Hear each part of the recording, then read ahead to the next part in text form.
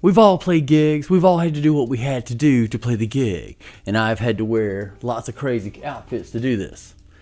So I've traded my wig in for a hat. I stopped playing out and I've started talking about what happened to me on this 35 years of seeing crazy gigs.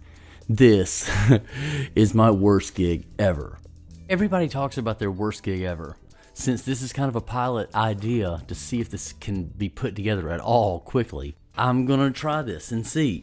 Everybody has a really bad gig. It just happens. It happens to all of us. You show up late, you forget gear. Bride and groom are unhappy people and don't want to deal with stuff because they're dealing with problems and now you're a problem. There's lots and lots and lots and lots of things that happen.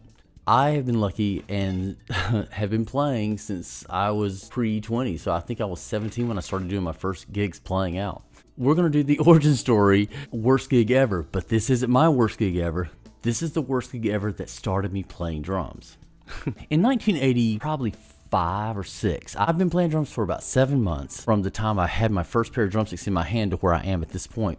A buddy of mine that I ended up starting music with saw me playing drums on the back seat of a bus, just beating on the seats with some friends of mine from middle school that I had. I was better than everybody else. He says, "Man, you play drums?" "No, I play trombone." We need a drummer.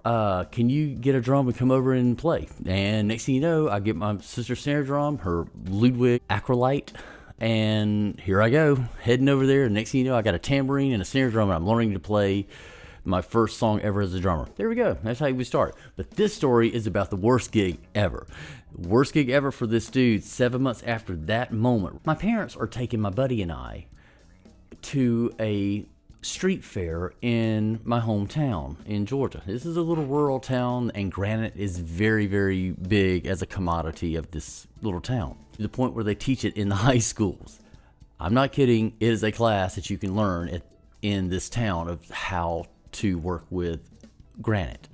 Unusual skill, but it's needed in that town because there's so much. That is important in just a minute. We are going to this downtown festival, and everything in this town is made of granite. Everything all over this town, houses, buildings, curbs, everything is made out of granite just because it was so accessible. We go to this little get-togethers, maybe like a little fall festival or summer festival. My buddy and I get to there, and we hear a band playing. And the first thing I hear is there's no drums. I just hear guitar players strumming and doing this. These were just good old boys coming to play a festival, probably for free or maybe for a couple $100. I'm going to say this is 87. I really don't know. It does not matter. I am young. I am 14 years old, and I am walking up to a stage with no drummer. And this is what I hear on the mic. "Is there anybody out there that plays drums? We need a drummer. Is there anybody out there that plays?" My buddy Brian Holiday starts pushing me. Dude, go, man, go. I raised my little hand at 14 years old, and they said, "Well, come on up, boy, come on up." And I get up there with these 4 old cats, and they said, "Well, what songs do you know?" I said, "I don't know. I just know how to play drums." Because I haven't really thought of it like that. As a kid drummer, I'm just playing whatever I hear on the radio or MTV at the time. They said, "Our drummer fell off the back of the flatbed." And what that means is when you play a flatbed, you set your drums up on a 10-foot wide tractor trailer or the trailer of a 18-wheeler that people put granite on or flat things on and for cartage across the country. So you're on a logistics trailer, your drums are set up, and your back of your stool is right on the edge of being 6 feet down to the ground. My man forgot this before we got there, fell, hit his head on a piece of granite behind him that the fountain was made out of. They had to cart him off to the hospital because now this is his worst gig ever. This is what they tell me as my little 14-year-old self sits down behind this guy's drum set with single-headed toms. And I grabbed the drumsticks and they said, "We're going to play," well, I don't even have some song. And all they did was start counting, and I listened, and I just started playing. And it was there. I played the rest of that whole set until they finally just took a break. My parents didn't know where I went. This guy's having the worst gig ever at a hospital. He's got a 14-year-old kid playing his drums and playing with these old guys.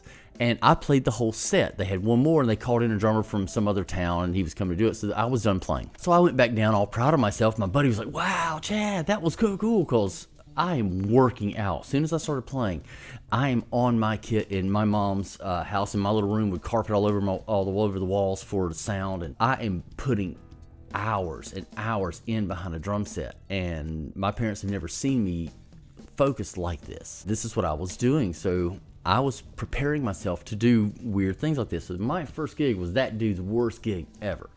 I sit down, I get off that stage, and I go talk to my buddy, and we were talking about stuff, and then my mom comes over and wants to know where I've been, and I came over to tell her my exciting news that I played with the band. I thought it was kind of cool. She thought it was too, because they were always really supportive of what I was doing, her and Dad. The singer for this band came over to talk to me. He's talked to me and my buddy, and he says, would you like to play in a band? He says, we need somebody that can play, and you would be fun to play with.